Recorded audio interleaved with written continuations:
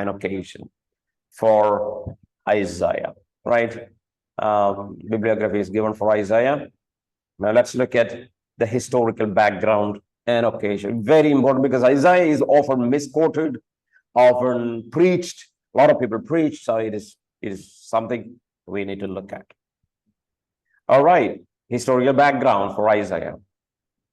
First of all, you have the king here, Uzziah, or the other name is Azariah, Uzziah or Azariah. During the first half of the 8th century, Israel under Jeroboam II and Judah was under Uzziah. So northern kingdom was ruled by Jeroboam and southern kingdom was ruled by Uzziah. So you know the divisions of, right? This is divided kingdom.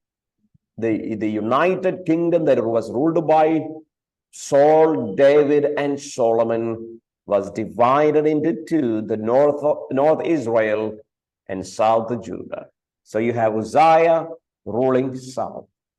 He enjoyed almost unprecedented period of posterity and influence, right? Yes, Uzziah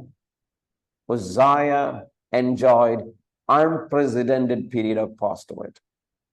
Strong armies and ambitious foreign policies resulted in the two kingdoms gaining back approximately the same combined territory they had during the height of the united monarchy.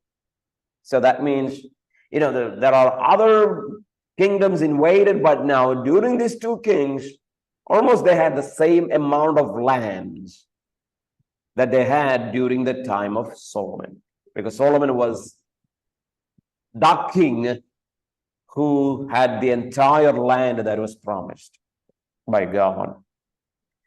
So this foreign policy success can be explained in part by relative weakness of Egypt in the south and Assyria from the north during this period. They were weak. These empires were weak at that time. This combination produced something of a power vacuum in the West, and the leadership of the divided monarchy was quick to take advantage of it, right?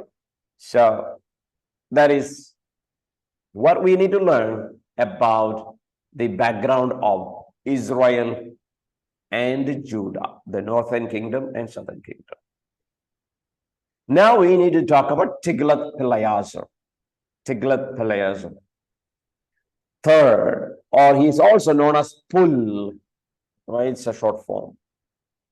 With the death of these two monarchs around the midpoint of the 8th century, and with the rise of the Tiglath-Pileser III to the Assyrian throne, right? So he was in Assyrian throne in 745 BC. The political canter of the ANL quickly changed. The political landscape is now quickly changing as Tiglath-Pileser came to the throne in Assyria. They were weak before, but suddenly everything changed. Assyrian ruler was an aggressive leader, very aggressive. Quickly set about to reestablish Assyrian dominance, right? He wants to, because he was a very aggressive, maybe very cruel, and he wanted to be dominant.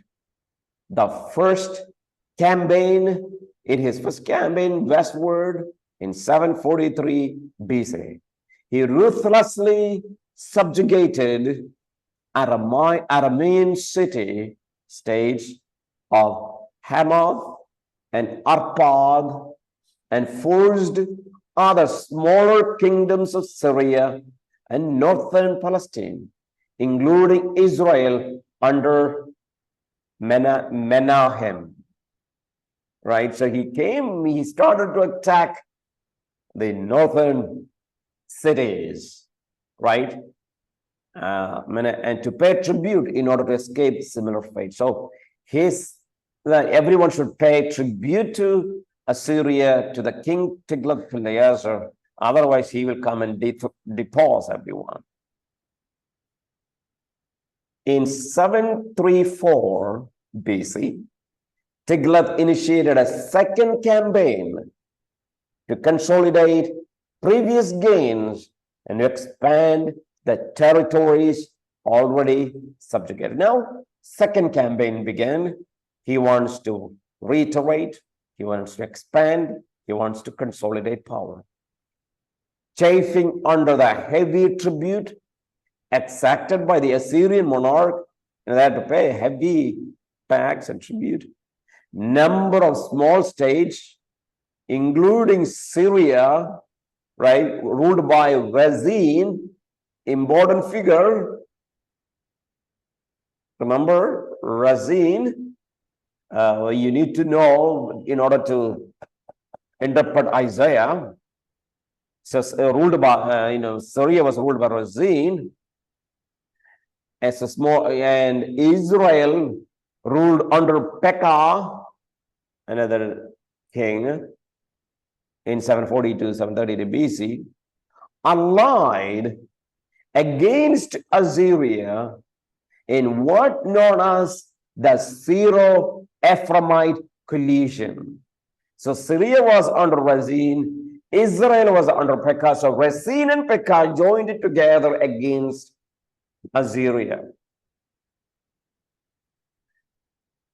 And Judah, at that time, under Ahaz, refused to join this rebellion. So the coalition turned against Judah as well, intending to remove Ahaz, right, the king of Judah, and replace him with one supportive of the coalition course.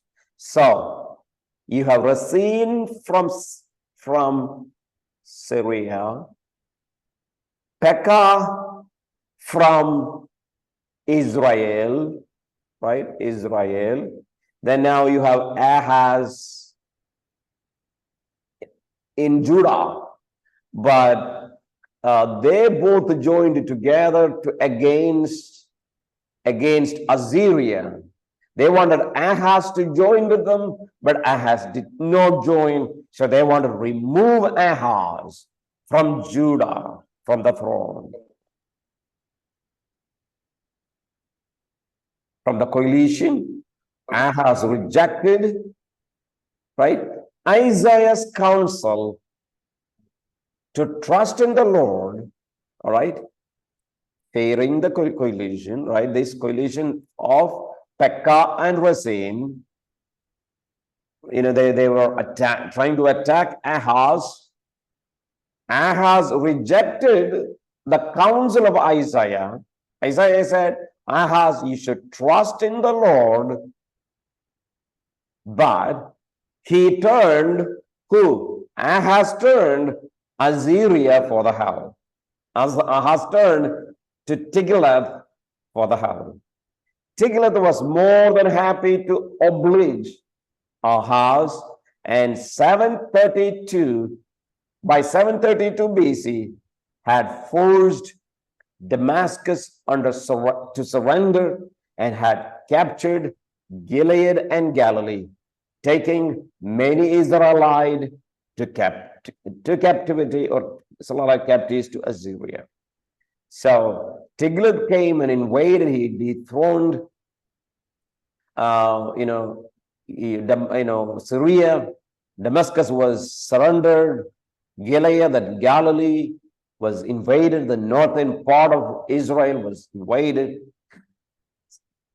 And you have Samaria, the capital of Israel, would certainly have fallen as well, had not Pekah has been assassinated and replaced by the pro-Assyrian Hoshea. All right, we can mute.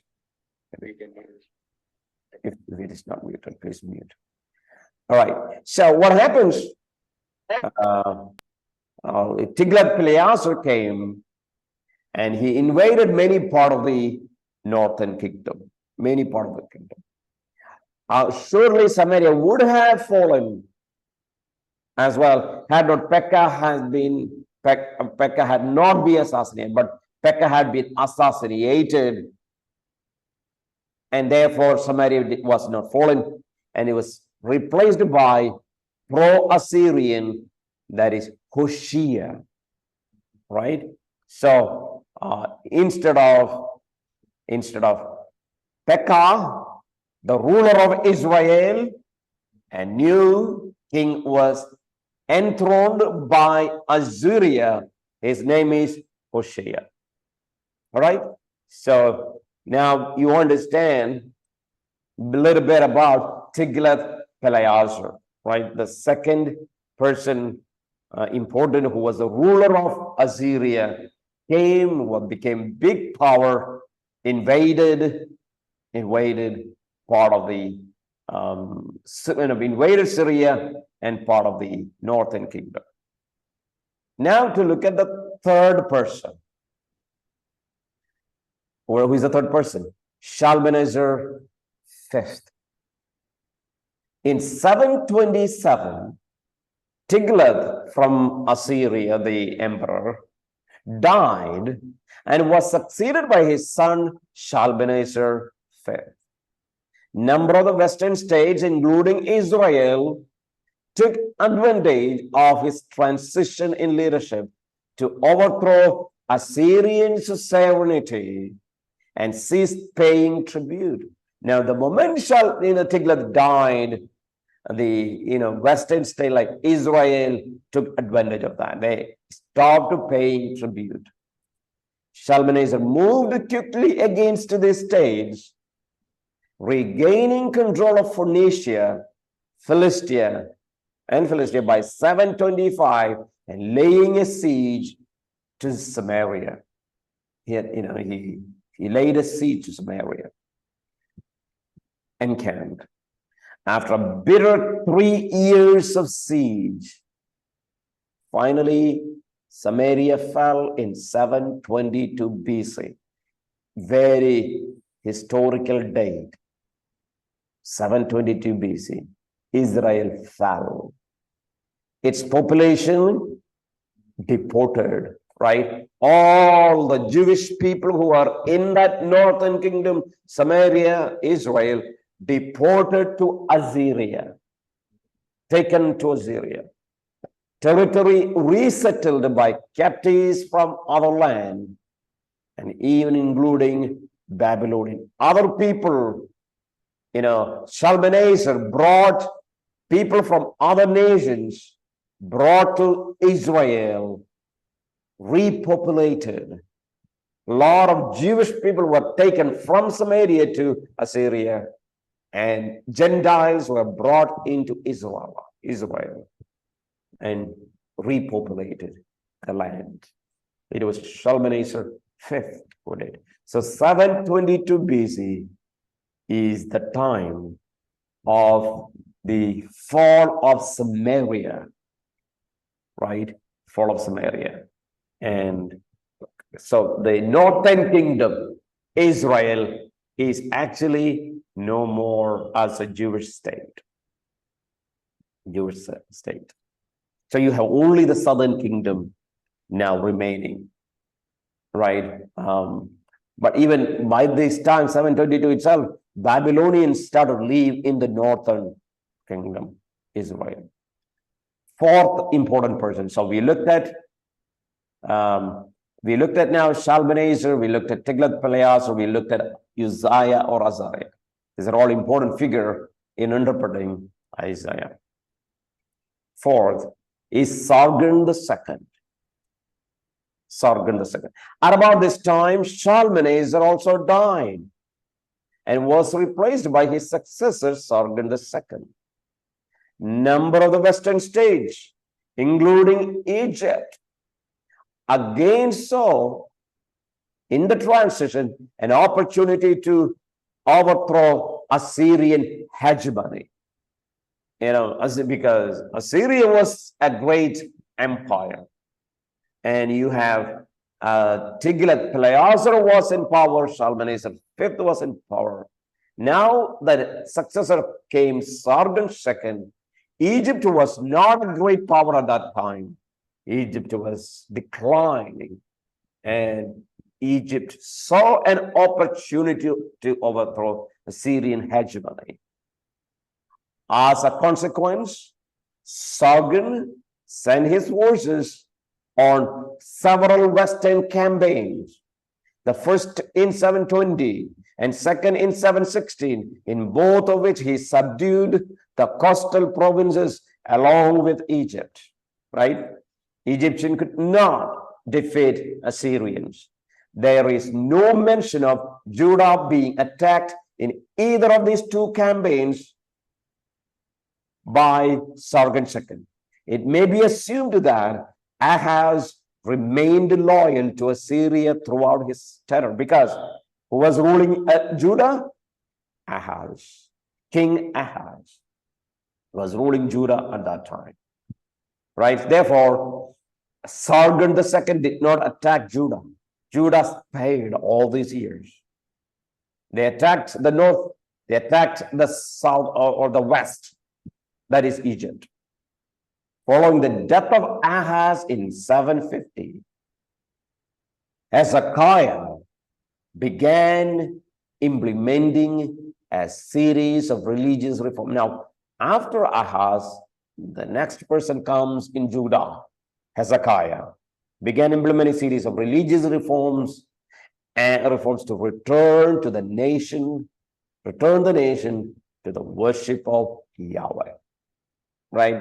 Under Ahaz, that was not the case, but Hezekiah came, they returned to the worship of Yahweh. In conjunction with these reforms, Hezekiah declared Judah's independence from Assyria. Right? That means until this time, Assyria, Judah was kind of under the influence of Assyria. They paid tribute to Assyria, and there was no problem. But now declared independence from Assyria, inciting number of the surrounding states, including Egypt and Philistia, to do the same. So when Judah declared independence, Egypt, Philistia all declared independence from Assyria. As a consequence, Sargon sent his forces on a third Western campaign in 711, crushing Judah's co-conspirators. Hezekiah, having been warned by Isaiah of the consequences of resistance, apparently submitted, and although forced to pay heavy tribute, was spared the consequences meted out to others like Egypt and Philistia. So Hezekiah had to pay heavy tribute to Assyria now. That easy relationship, comfortable relationship is gone because Hezekiah persisted. Fifth individual to remember here. So we looked at Sargon II. Fifth is Sennacherib. Sennacherib. Sargon II died in 705. And Sennacherib, his successor, immediately faced a rash revolt. Right, so he came, Sennacherib now is in power in Assyria, right? Faced a rash revolt, most serious of which came initially from Merodach, Baladan, right? A revolt came, 721 to 700 BC. And Merodach actually ruled Babylon at that time, right? And then shortly thereafter, from a coalition of Western states, including Judah under Hezekiah and Egypt under Shebitku Shebitku. Okay, that's how to pronounce. Shebitku is the Pharaoh's name, right? So when Sennacherib was ruling Assyria, there were a lot of revolts came from Babylon, Merodach, and from Judah, Hezekiah, from Egypt, Shebitku, and his brother Tiraka, right? Right after Shebitku, in 690, I think he died. Then Tiraka came in Egypt. So, in connection with the Babylonian revolt, Merodach sent envoys to Hezekiah, hoping to enlist him in a coalition that would force Sennacherib to fight on two fronts. Right? So Merodach sent envoys to Hezekiah so that there would be two-front war for Assyria. Right? Two-front war for Assyria. In spite of Isaiah's warning, Merodach's overture, coupled with the promise of Egyptian support, led Hezekiah to join the rebellion. Isaiah warned Hezekiah, but Hezekiah did not listen to Isaiah's warning. He joined with Merodach and Egypt, right, against the rebellion against Assyria. After subduing Babylonian uprising, Sennacherib came west in 701 and soundly defeated a combined force, including those of Egypt and Judah. Just defeated them. At Elkeh, west of Gazer, this defeat took place. Hezekiah threatened with a further punishment. Right? Again, now the punishment increased. Promised Sennacherib an exorbitant tribute, because there's no way now. He's defeated. However, Sennacherib was not placated by Hezekiah's pledge, like, and I will pay you more money now. No, he was not placated. His wrath was not over. Right? After taking 46 Judean cities and devastating much of the countryside, surrounded Jerusalem. Sennacherib surrounded Jerusalem, intending to starve Jerusalem into submission. Right? He's taking a siege. Isaiah encouraged Hezekiah to trust in the Lord for deliverance. Finally, Hezekiah did. And what happened? The Lord miraculously delivered the city from Sennacherib. Right? That is what you read right here. So this is the background for Isaiah. So you need to know when you read these kings' names, where are they from? Understand, Uzziah was ruling in the 8th century, right? Uzziah ruling, Jeroboam was ruling. Uzziah in the south, Jeroboam in the north. You have then Tiglath-Pileser came, and then Shalmaneser's fifth came. They're all from Assyria, right? Assyrian Empire. Then Sargon II came. Then Sennacherib came, and Judah was defeated. But finally, Sennacherib wants to take Jerusalem. Now there you see Hezekiah finally trusting in the Lord by hearing the words of Isaiah. So now, why I spend a time in talking about this history is because it is important to know this history to interpret certain passages in Isaiah, right? So we'll look at that interpretive issues in the next class.